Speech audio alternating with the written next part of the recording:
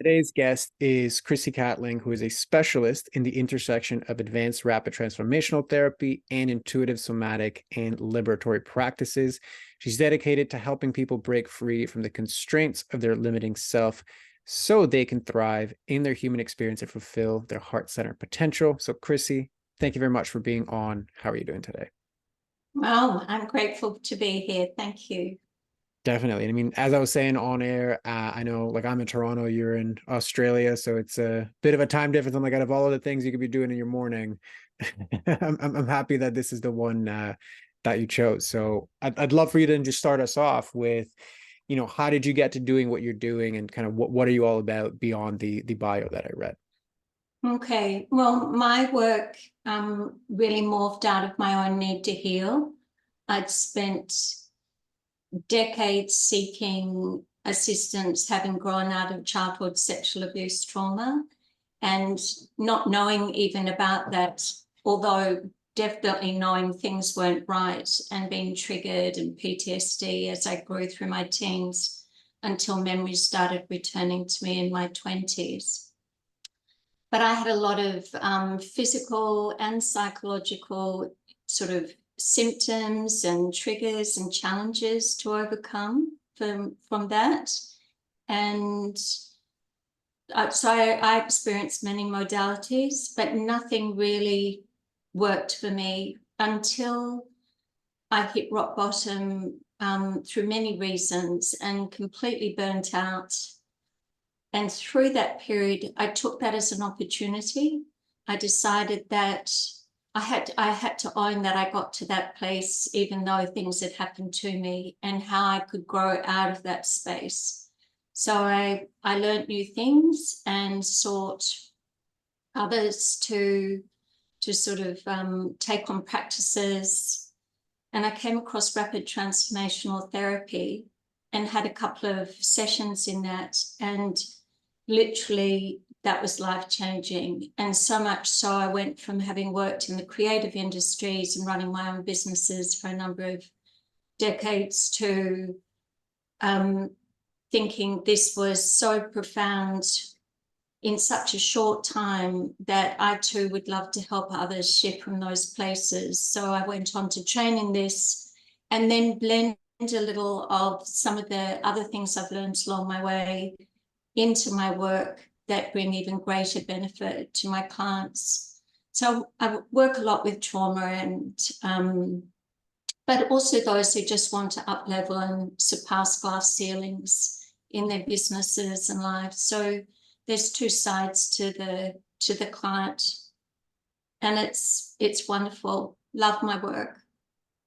Absolutely. And I mean, what I was going to say was like, I acknowledge you for like having the courage to come onto even a platform like this and dive into those things that so much, like so many people just keep hidden. And like you said, it's not just like the trauma healing, but it also shows up in different areas that are seemingly unrelated. And it's something I deal with quite a lot, even in my coaching, and it's come up on the podcast before.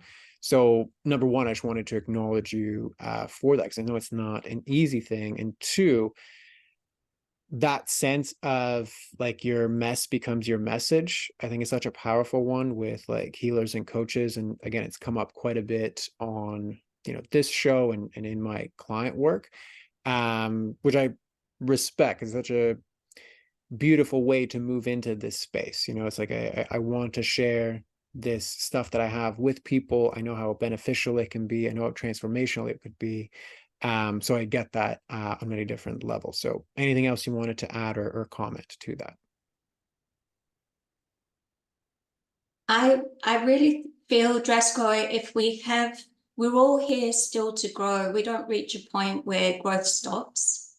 And so for me to share part of my story, and although I help people and help people shift in enormous ways, I still have things to work on. And I think that in itself gives people hope and confirmation, really, that we're all human beings trying to do our best. And and we can continue to learn forever, really. I'd hate to stop learning. 110%. And I mean, I could not have also planned a better segue to move into the part that we're here for, which is to basically see how I can support you. So I know you mentioned off air a few things with regards to seeing like feast and famine cycles within your business. And I mean, I'm not surprised that you're self-aware, but some of the things you shared with regards to being visible is not something that historically has been safe for me. And now it's affecting, how I reach out to clients or how I position myself in the business, which obviously then is going to have ripple effects on the feast and famine. So that's how I understood kind of where you're at from our offline conversation. So why don't you break that down for me now, and we can dive deeper into it and take it from there. Okay. Feast or famine. I think that's been part of my story for a long time. When I was getting ready this morning, I really thought that's not just part of this work, but possibly all my work throughout my life as a reflection of myself. And it's difficult. It brings up lots of challenges, not just for me, but, I share my life with my partner. So he's also, that we have, my income is strong and then I dip away. If I had a more continued client engagement, then I could build more structure around what I do. So then I could implement more that supported me. So that would be fantastic. So I'm really caught in that zone of still doing a lot for myself within my business, that at times when I get a wonderful download of clients, I say download, it is a bit like a download from the universe.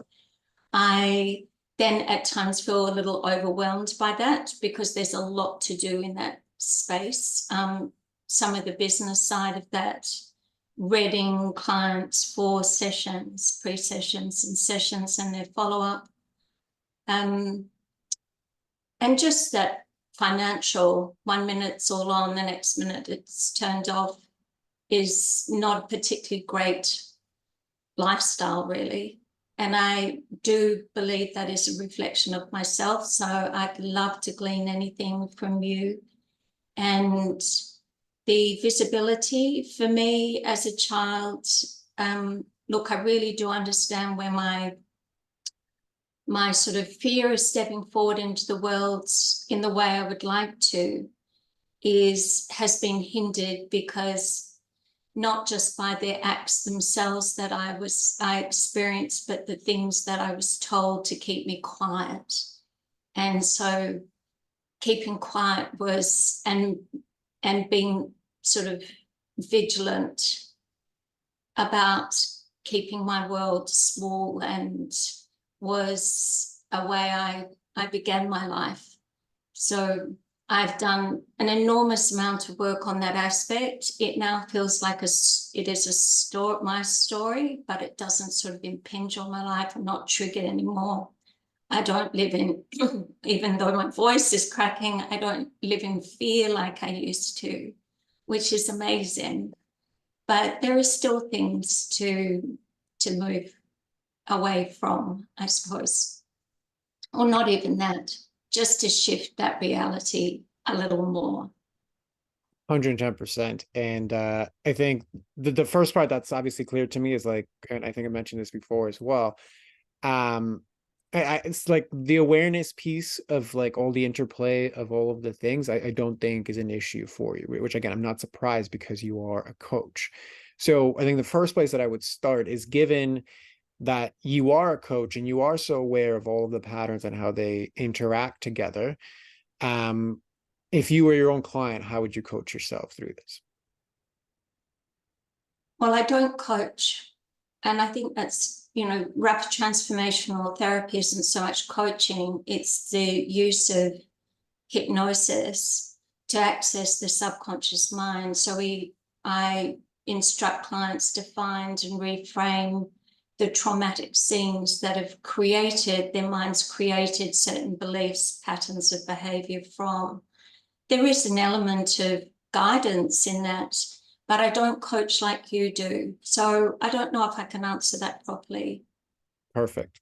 Totally cool with that and makes sense. So in that case, let's just start with the piece from the top. Let's just say the feast and famine, right? So you could argue that objectively, that is just not being consistent enough with the lead generation activity. So like what behaviors, what habits, what actions are you consistently doing or not doing that would create the outcome of, okay, I consistently have people, I don't have to go through this dip and then the upswing when I start to panic in the dip. So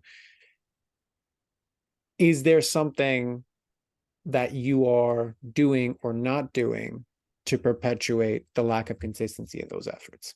That's the strangest thing. No, there isn't. I can be not doing any social media work. I can have not, and I'll get this, as I say, it's almost like a download of clients through. And then, I mean, I could be working hard on that side of my marketing and there'd be nothing. And then I might sort of almost not give up on that because I'm not a giver upper, but no, I can't see that correlation at all. Perfect. So when these clients, like you say, download, right? And to just be clear with the terminology, when you say download, I just what I'm interpreting as is like you just get an influx of clients coming Correct. seemingly out of nowhere. Is that correct? Absolutely. Okay, perfect. So what is generally happening in and around a time that that comes into play? Again, because I've been aware of this pattern for some time, I can't tell you what that is. It's not as if I'm peaceful and blissed out from meditating every day for weeks and weeks to feeling dreadful. Like there is nothing that really I could share with you that brings some light to that. I wish there was. Then I could do something about it. Perfect. Yeah, and I mean, I'm just poking and prodding to see where we Yeah, could. yeah. So absolutely, that's totally fine. Okay, so same question on the marketing end. Like you're saying that there's periods where I go through a lot of effort to bring clients in and nothing happens. So tell me more about what are you doing and what are the results? Look, social media and I have never been the best friends. So it's a big effort for me because that's part of my visibility thing. Though most recently, I've spent some time creating a new Facebook page that speaks to my client, the one that's safe and sort of more mainstream. That's generating interest. I can't say I've actually got anybody who's gone, I'd love to connect with you. But that's early days. I have a pretty good website and we upload various links to information that comes through that confirms that what I'm doing, especially on, say, the science side of things. We might have like a Dr. Joe Dispenza article that often drives traffic to my website.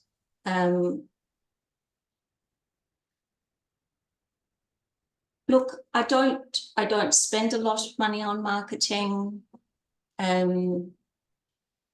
It's not, I'm not doing a lot. I'm doing some, but not a lot. Okay, got it. In those periods where you are doing something, you mentioned that, well, I'm focusing on these clients that are safe and more mainstream. So the clients that you do have that seem to come out of nowhere or that have been with you for a long time, would you consider them the same safe and mainstream clients as well? Look, the majority, though some speak what I would call a more, I'm sorry that someone came to my front door. I would say the majority of clients are quite mainstream. Some have a more spiritual side to their life, so I can speak with them where it's still very grounded, but there are elements of that in what they'd like to explore, or just who they are and how they feel they interact or are in the world.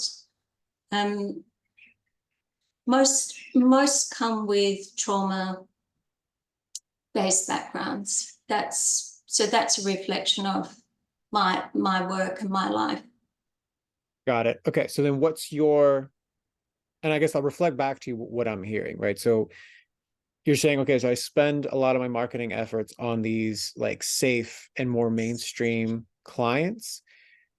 And then when I ask you, okay, well, what are the clients that you're getting seemingly out of nowhere?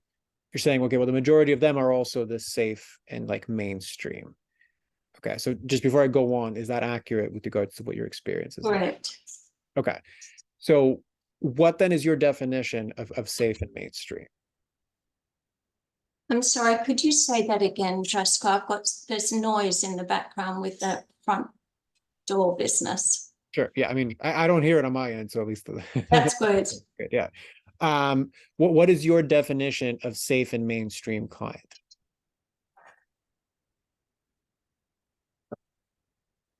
Safe and mainstream means I haven't, the safe is on my side of things. I haven't shared with them my more, look, spiritual is such a large word, and to me, it's a word that doesn't quite fit a soul presence. That would possibly be better. Spiritual, if it's very broad. But if I spoke to that person, I would be speaking to the light worker of the world, and light workers are the healers. You might even fall into that category. That leaving that out for me means I feel safe. I'm not questioned necessarily by maybe my family or, people thinking, oh, where's Chrissie? Where's Chrissie gone? She's gone down that rabbit hole. And so needing to keep everything, well, yes, safe, sort of in this particular life structure, because what I don't really want to do is attract a client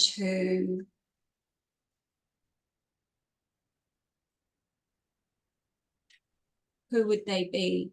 I still want grounded, those working in the world, being part of the world. They could be doctors, the CEOs, to the healers, to those still working in our world. But know they're here for so much more. And so they have a heart calling or a knowing that what they're doing isn't really serving them or necessarily serving the world in the way they were meant to. That's probably the best way I can explain that. And just to be clear, you do want to attract people like that, or you don't? I'd love to attract those people. You'd love to. Okay, perfect. So you mentioned like when I asked you to clarify the whole safe and mainstream aspect. So before I even dive into that, the clients that you are working with right now, do they fall into that description of kind of like the leaning towards like the light worker, but are also grounded in the sense that they're doing things in the world, like they're not just like they have a certain level of stability in the world that they're ready to like dive into this work, like that's kind of what I heard. So is the majority of your clients already doing that particular thing? No, it's not a conversation I have with any of my clients. It's not. Okay. But you would like to have more conversations like that. Absolutely. Okay. Got it. And right now, safe in terms of going out and being visible to attract those people. What I'm hearing when you describe safe is like, I am optimizing to not be judged by those close to me versus optimizing for being heard by the people that I want. So, Correct. what lands for you there? I'm optimizing being safe, so I'm not judged. Okay, perfect. So, that I think is the first hurdle for you in terms of visibility. Because if you're optimized for never judging, then you're basically optimized for activities and messaging that isn't like triggering to any of these people that you think are going to judge you for this. So, is that something that is new for you, or you already knew this? Like, where does that land for you? Okay, could you say that again? That didn't, it's interesting when something is not heard well. That's where I've got most to learn.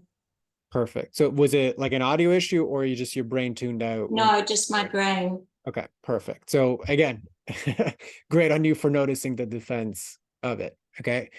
So basically, what I was getting at is if you are aware that you're optimizing for essentially not being judged, like essentially that is where your marketing efforts are going, to optimize to be as diluted as possible so that I don't get judged. Is that awareness something that is brand new for you, or I kind of knew part of it, or I didn't know part of it? Like, where does it land for you in terms of your realization? Within the last 5 years, and especially with this work. Before, it didn't touch working in the creative industries. It was more my personal life. Mm-hmm. Now it's something I'd like to combine with my work. I mean, the work doesn't change. Someone might still want to come and up level from limiting beliefs that have been created during traumatic experiences. But then there is a language that also can be utilized about, you are a human you're a soul living a human experience. There can be those things placed in language that speaks to that person, where the moment I leave all that out, it doesn't get spoken at all. Got it. Okay. So if it's 5 years that you've kind of been aware of this, like I'm optimizing to not be judged, then what do you think is working against you to not act on what you're aware of? I believe if we are true to ourselves, then there will be a greater flow, because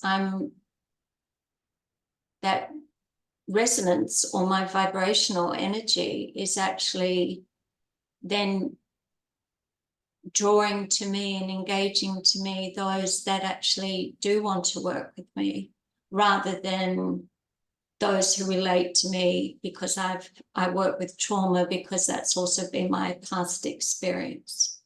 Does that make sense? So I'll reflect back to what I heard, and you can correct me where I might not have heard it correctly. So what I heard was that, okay, so if I am authentically being like who I am, kind of like the lighthouse that's going to attract the people that I want, and it's coming from an authentic expression of who I am, that will Right. naturally draw the people that I want to work with, which is opposite of if I'm constantly talking about the trauma, then it's just attracting essentially kind of like it sounds like people from the past or people that you have moved on Correct. from. Is that Perfect. accurate? Yeah, yeah. Okay, perfect. So why do you think it's hard for you to express authentically? It was such a wonderful question. I ask myself nearly every day. Um, there is wow, there is a deep, I have worked on this most recently, a deep fear of being seen. Okay. So what is, like, to the part of you that is scared of being seen? Because here's the thing, like, you already are being seen. Like, the virtue of the fact that you're here, I think that that's obviously diving into that. So you have evidence that you have that courage muscle to be seen. You are on social media, you are getting clients. So it's not like you're completely blocked off from being seen or being visible. But I'm not being authentic. Okay, perfect. So what does authenticity actually mean to you, or to the part that's afraid of it?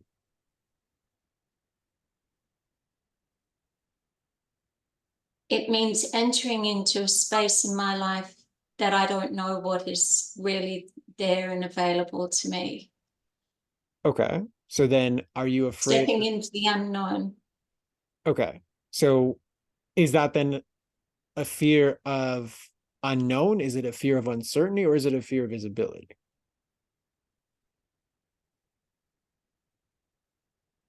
I'd say both the unknown and being visible. Okay. And to you internally, especially emotionally, are they two separate things or do they overlap? No, they overlap.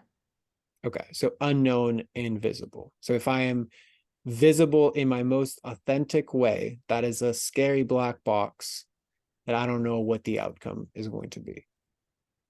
Correct. Okay. And there's also this element that is when good things are happening, bad things will follow. And I feel if I really stepped into my joy,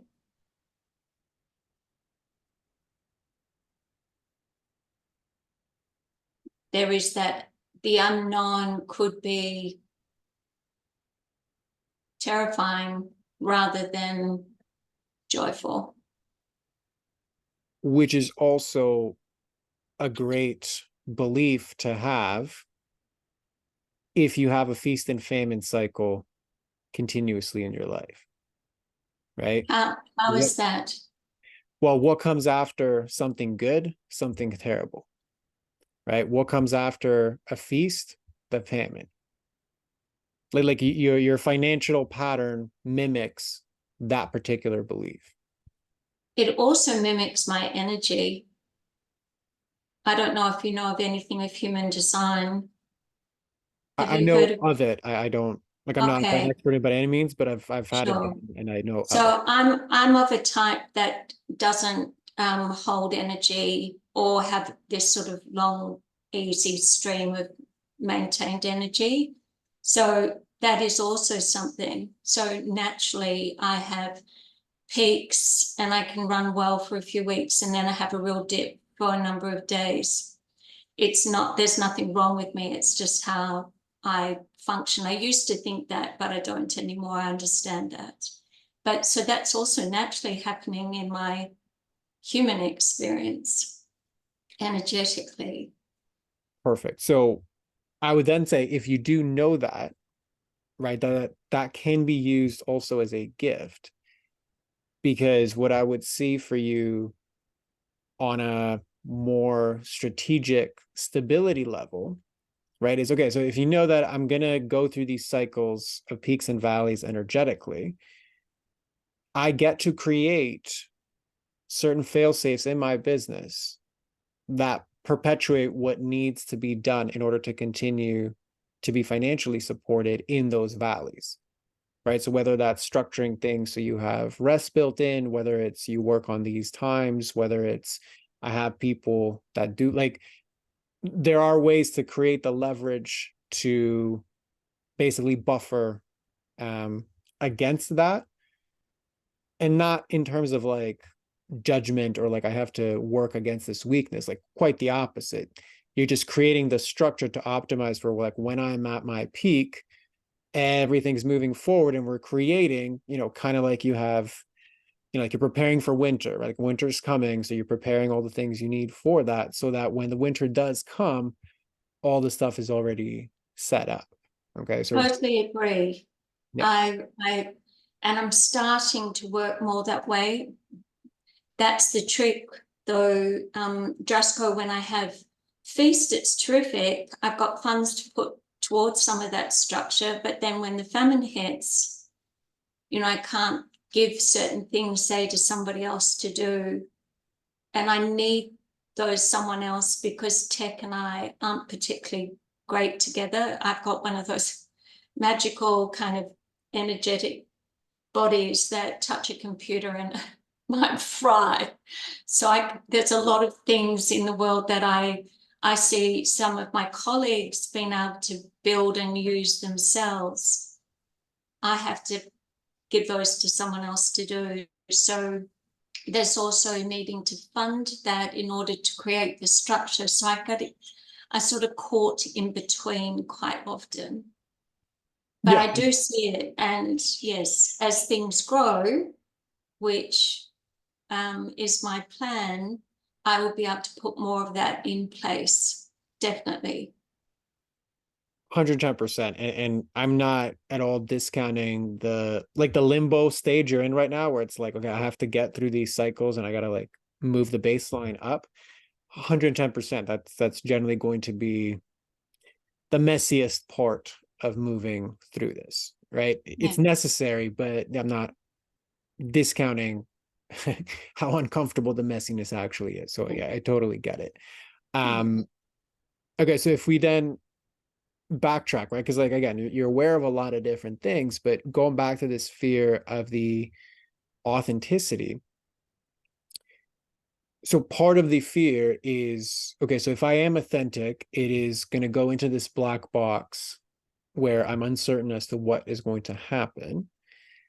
And there's also this inherent fear that, okay, well, if something good happens, then it's going to be followed by something bad. So I better just kind of stay where I'm at because it's more predictable. So before I go on, is that accurate with regards to? Correct. Absolutely. Okay, perfect. So what, It's doing me in, but it's definitely predictable. yeah, it's okay. So that's the advantage to staying where you're at. Like Yeah. subconsciously, that's the appeal of not changing. Okay, Correct. It's the subconscious mind's number one job is to keep you safe. correct, right? So what do you think it's trying to keep you safe in terms of your authenticity?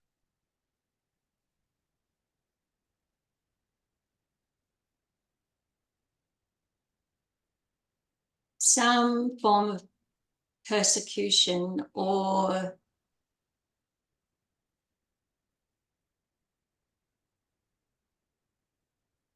being misunderstood. Okay, so tell me more about that. Being misunderstood. So both. What do these Okay. things mean for you? Look, persecution just comes. So without having given that any real thought, but I'm pretty on par with my thoughts or feelings.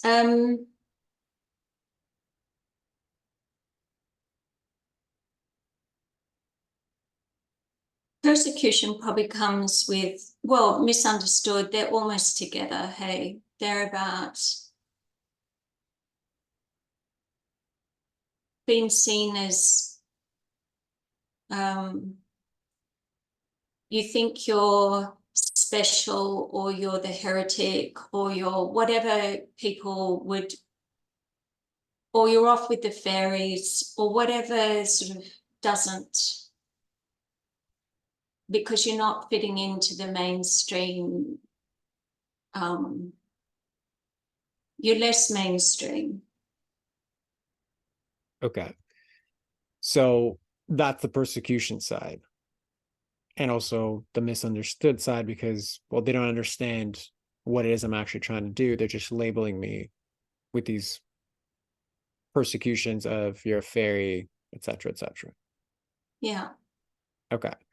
So if you did show up authentically, what would you say? what would I say, to my audience or to those people, or Let's just go with the audience. okay. Okay, so off the top of my head, I haven't spent any real time on this, so that There's no grade at um the end of this, so don't worry. There won't be a report card. that that we're souls living a human experience. I mean, that's spoken. That's not anything new. And so the level of blockages that my clients, if I'm speaking to my client audience, could be experiencing, and not just from this lifetime, but also their ancestral, their soul's life experience. I mean, it happens naturally in client sessions with clients who we don't have this conversation with at all, have even regressed to past life scenes, which surprises them, doesn't surprise me, but they do recall, and we clear those just like we would a life memory from this particular lifetime. So yes, that we are souls living a human experience, and that trauma and the areas of their life they'd like to, that are limiting them, creating either suffering or their inability to be, to tap into their full potential, is multi-layered. And I can work with all those layers with them and help them so they can be grounded and live in this world in the best possible way. Because I mean, we're here. It might be great to talk about, I remember XYZ lifetimes, but we're here living this experience and to get the best out of this particular life experience. And how did it feel saying all of that? Great. And it actually felt more grounded than my head has allowed me to feel. Okay. And normally, when you stop yourself from having the experience you just had, what's the part that gets in the way? The head or something else? Oh, totally. Okay. I Perfect. actually don't think I've answered a question like that before. So that in itself gave me a whole new way of seeing what I would be saying. Okay. Most helpful. So basically, you haven't given yourself the space to even be authentic online. No, never. Okay. Although all the images I use, I can't not, I'm from a creative background. The images I use are very quite spiritual. I mean, I've had family who go, why don't you just put a nice, pot plant and a cup of tea on the table, look, rather than maybe some beautiful sacred geometry symbol or something. But that's not, and I've never taken offense that that's not me. So I'm you're very drawn to certain imagery, and I do use that. okay. Um, So in that case, you're already getting a teaser of the judgment that you were anticipating. yeah, there is a small reflection there. Okay. And how painful is that reflection or that? It was actually less painful than I thought, because I just thought, well, that's you. I actually really, I look and go, oh, I would love to be able to put those simple, beautiful images of a cup of tea and a plant on a side table and say X, but that's not me. So, and that part of me, the visual aspect that I, to amplify my message, I'm already doing. And I cannot not do. So that's really interesting. It's the words that I Right. haven't found yet. Correct. You're already playing the radio station you want people to hear, you just haven't turned up the volume. What a cool way of putting it. Thank you. You're very welcome. And if the people that you are afraid of are already judging you, maybe, okay, smaller degree than if you said what you just told me here, whatever on your profiles, etc. At the end of the day, you already know exactly what it is that they're going to say because they're already saying it just in a smaller way. So you've already experienced the hurt. Maybe not the full magnitude of the hurt, but you've experienced the hurt of that. You've experienced the negative consequence that your brain has been afraid to actually do. So if it felt good today for you to actually vocalize your authenticity and you're already kind of doing it,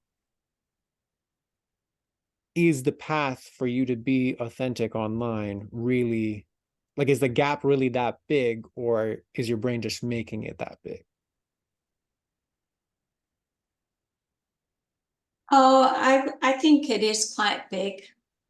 I've shared with certain loved ones about a book that I've started to write that does describe two lifetimes that sort of have been shown to me through various times in my life that I didn't put my hand up and say, hey, show me. I might have gone to have reflexology or whatever, and memories have come to me, and not just once, but continually knock,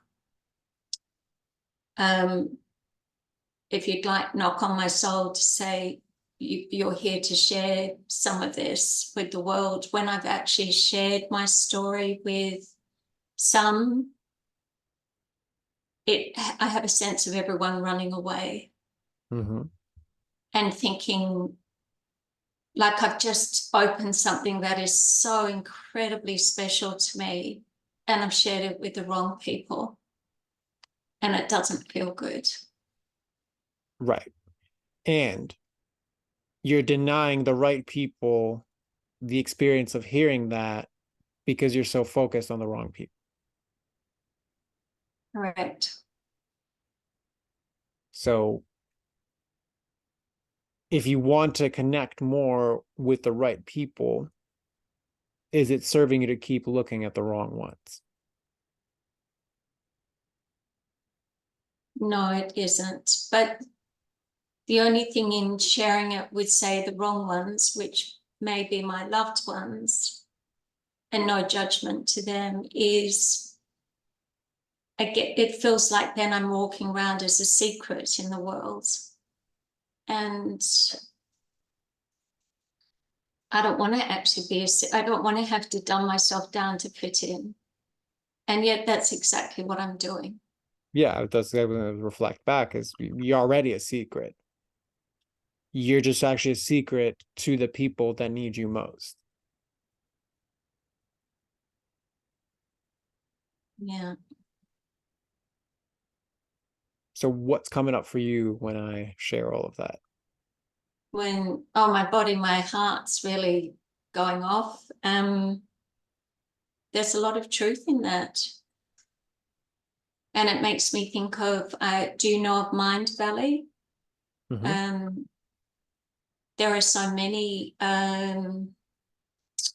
facilitators or practitioners and people holding courses on Mind Valley who are all of this world that I'm sharing with you, who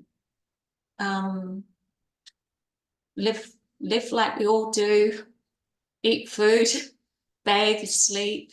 Life is here on earth, but also have these extraordinary gifts to share with the world. And they have an enormous audience. Whether I have an enormous audience or not, I hold myself back. I feel sad about that. Correct. And like you're already, it's kind of like if you were holding yourself back so as to not experience the negative repercussions of these loved ones, I'd be like, okay, like this is like, I get what you're being protected from, but you're essentially already like you're the worst nightmare of this part of you that holds you back. It's actually already happening in very small doses. Like they are already commenting, they already asking you, why are you doing this? They are already not receptive to like your, big dreams and ambitions. So realistically speaking, the only people that are suffering here is you, who has to continue to play small and live with that inner tension, and then the people that could actually benefit from all of the, like, you showing up authentically, being that lighthouse that would attract them to, the gifts that you can provide them. So it's like all of your issues, I mean, isolated to this particular area, stem from optimizing for the worst case scenario that in many ways you're already living. Correct. So really then it comes down to, are you ready to let go of the optimizing for the wrong people so that you can be of service to the right ones? So it is a wonderful question. It's a wonderful way of putting that, because I've always just looked at it very one-sided, which was the fear of being judged versus missing out on hearing side of it. I have a few of my friends or colleagues that say, I can't wait to hear that story, or, read that book, or whatever it is. There are a few who genuinely see more of me and we're aligned on that sort of more being the way showers and light workers of the world sort of language. And, when you say all of that, and I use that word, again, because it's been so, it could be taken as you're off with the fairies, and there's nothing wrong with those who are either, no judgment held at all. Or you can be just feet on the earth, mainstream healer, worker, homemaker, whatever, with a more vast sense of what it is to be human on the earth. And I'd love to talk to those people. Yeah. And even if you go one step even beyond both of those, because basically, like, it's a better question than the one you initially came in with, which is like, okay, well, in what bucket do I pour my energy into? Which is fine, it's a better question. But I think the even better question than that is, I'm pouring all of my energy into the people that don't actually even want it or need it, instead of re-pouring it back into me and shining forward. Because like even at the beginning, we talk about your feast and famine. It's like, okay, well, I just get this download of clients. Well, if the most successful quote unquote marketing strategy for you is like an anti-marketing strategy, which is like, I'm just kind of being myself. And like you said, it doesn't mean being blissful, but like maybe if you paid attention to when those times come up, is there a connection when you are in some ways more authentic versus not? And as an experiment, it's like, okay, well, what if I just poured the energy back into me and then allowed that to shine and see what happens? Will that get me better results than all the other things that I've been trying? So it's really like it's a reallocation of energy question, not like a how question, or what am I doing wrong, or what do I have to overcome? From what I'm hearing here, it's like, I don't think there's actually much for you to overcome other than continue to make a stronger courage muscle. overcome myself. Well, I mean, that's one way to put it, but I think the other way is like simply, yeah, there's obviously things you can overcome on like the essentially the people pleasing aspects, like why is their judgment more important than my own or the people that pay me? Sure, we would definitely dive into that. Let's just say if we're working together and clear up what needs clearing there. But I think you have enough momentum that even if all you did, forget spending more time in that space because you're already good at that space. It's like, what if all you did was pour your energy into getting a better courage muscle? And again, courage, it exists only in the space of fear. So the fear you feel at being judged is real, is valid, and the consequences of that fear are already happening to you in small doses. So if you just pour that energy into more courage to do what you can already do, because you just did it on this podcast, which is, this is what I would say. It's kind of like that's the one domino that can knock out a lot of the other ones. Well, we're all frequency. So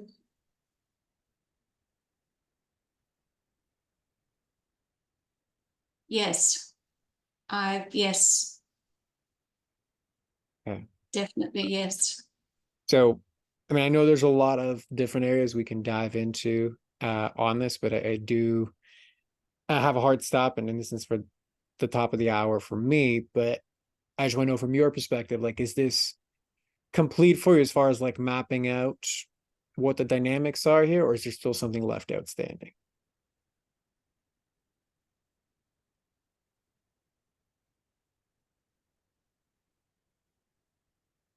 No, that Joshua, that built a beautiful bridge for me today. And not just a bridge, but for taking, well, yes, for taking that next step, but also just there were many deep insights that I've taken away today. So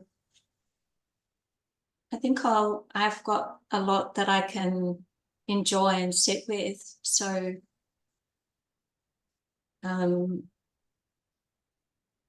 that I'd love to have a re-listen to this too, so I can take all that in a second time round. It would be delightful to continue this conversation, but I've had a wonderful hour of your time, so I thank you. Absolutely, you're very welcome. So why don't you then close us off and in the most authentic way possible for you, just let everybody know, where to find you, who's the best person to find you. Floor is yours for that. Well, that's very kind. Currently, my business is called Access Your Own Healing. So it's websites all one word, accessyourownhealing.com.